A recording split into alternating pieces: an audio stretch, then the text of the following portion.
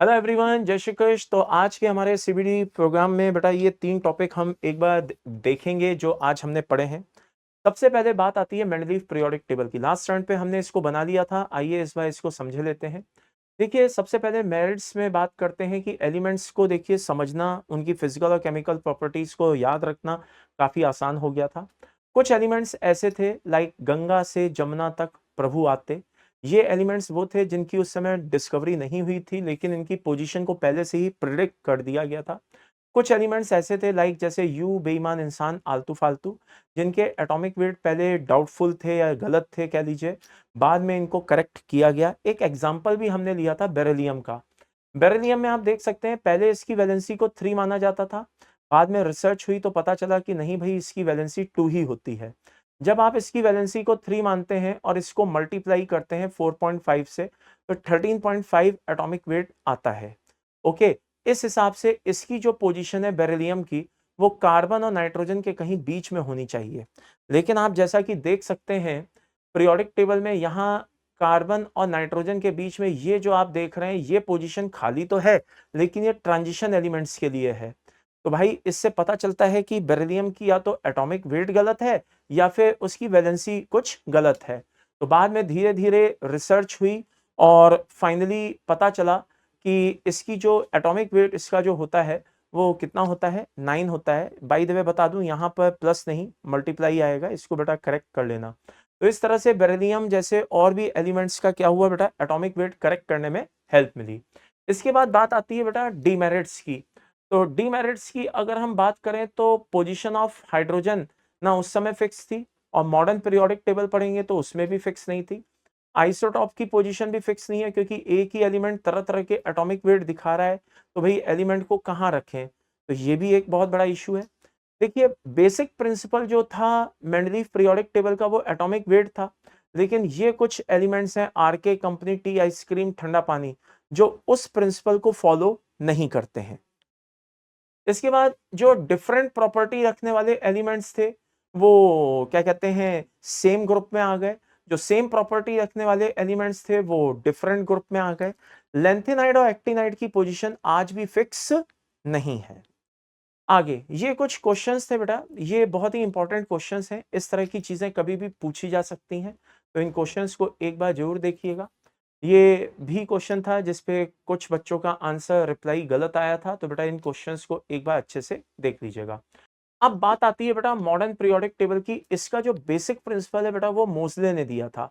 मोजले ने एक एक्सपेरिमेंट किया जिसमें हाई स्पीड इलेक्ट्रॉन का बॉम्बार्डमेंट कराया मेटेलिक सरफेस पे, जिससे हमें डिफरेंट वेवलेंथ की फ्रीक्वेंसी की एक्सरेज मिली।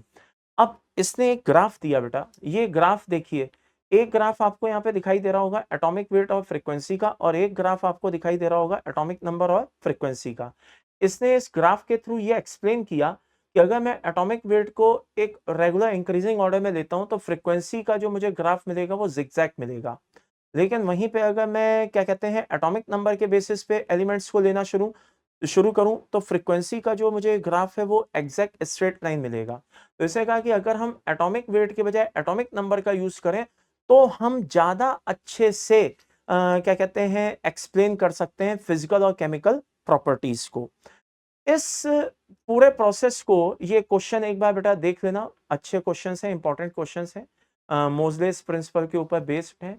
और ये जो मैंने अभी तक आपको जितने भी थ्योरी पढ़ाई है उनके ऊपर बेस्ड हैं। डोबेराइनर है, न्यूलैंड्स है, इन सब के ऊपर बेस्ड है। एक बार इन क्वेश्चंस को देख लेना। आगे चलते हैं।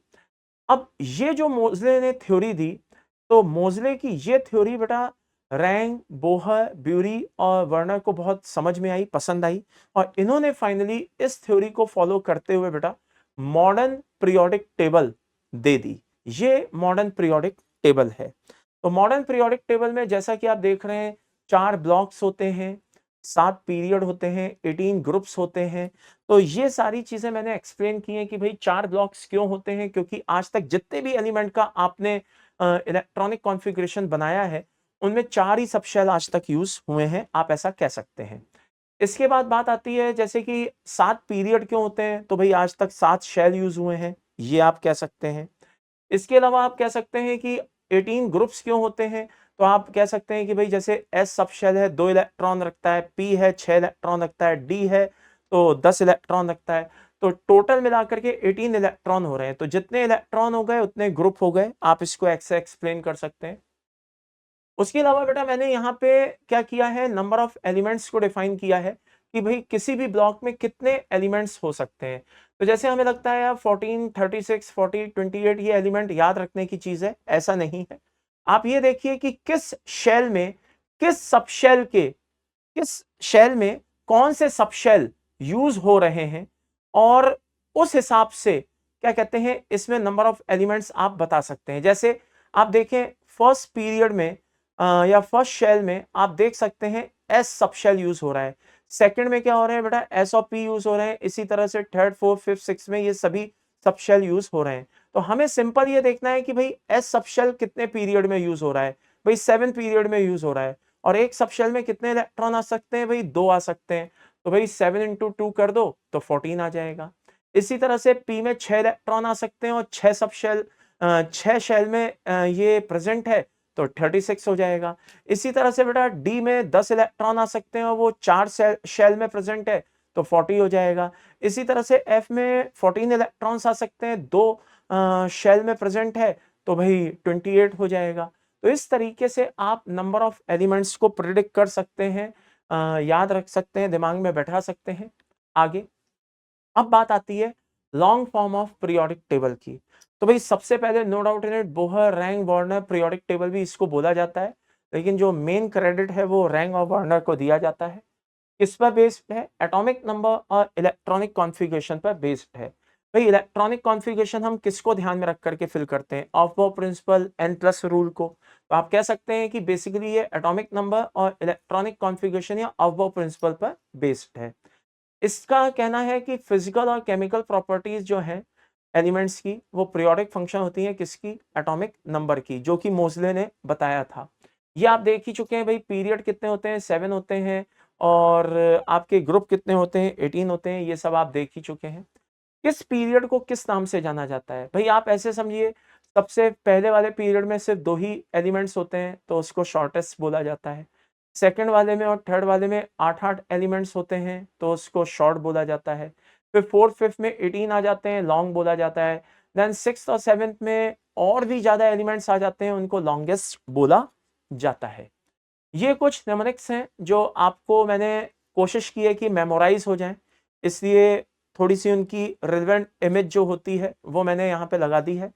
होपफुली आप इसको प्रॉपर अच्छे से याद कर पाएंगे। जैसे हे लीना की रब से फरियाद, बेटा मांगे कार स्कूटर, और बाप राजी, या बेटा मांगे कन्या सुंदर बाप राजी, कैसे भी बोल दीजिए, बात एक ही है। इसके बाद ये एस ब्लॉक के जितने भी एलिमेंट्स हैं उनकी हमने कुछ प्रॉपर्टीज को समझने की कोशिश की है। लास्ट इलेक्ट्रॉन है वो कहाँ आता है? लास्ट इलेक्ट्रॉन एस सबशेल में आता है, इसीलिए वो एस ब्लॉक एलिमेंट कहलाता है। जनरल इलेक्ट्रॉनिक कॉन्फ़िगरेशन आप देख सकते हैं 1 और 2 होता है। एस सबशेल में मैक्सिमम 2 इलेक्ट्रॉन्स एकोमोडेट होते हैं, इसीलिए उसमें 2 ग्रुप हैं, फर्स्ट ए ग्रुप और second A group. First A group को एल्कली मेटल और सेकंड ए ग्रुप को एल्कलाइन अर्थ मेटल बोला जाता है। ये उसकी ऑक्सीडेशन है, +1 और +2। First A group +1, second A group +2 show करते हैं। यहाँ ध्यान देने वाली बात यह है कि बेटा हाइड्रोजन जो है वो दोनों तरह की ऑक्सीडेशन शो करता है, +1 भी और -1 भी। तो एक बार इसको देख लीजिएगा। आगे रेडियो एक्टिव एलिमेंट्स की बात करें तो फ्रांशियम और रेडियम है। इसके बाद अदर प्रॉपर्टीज भी जरा देख लेते हैं, जैसे गैसियस एलिमेंट अपना हाइड्रोजन हो गया, लिक्विड सीजियम फ्रांशियम हो गए।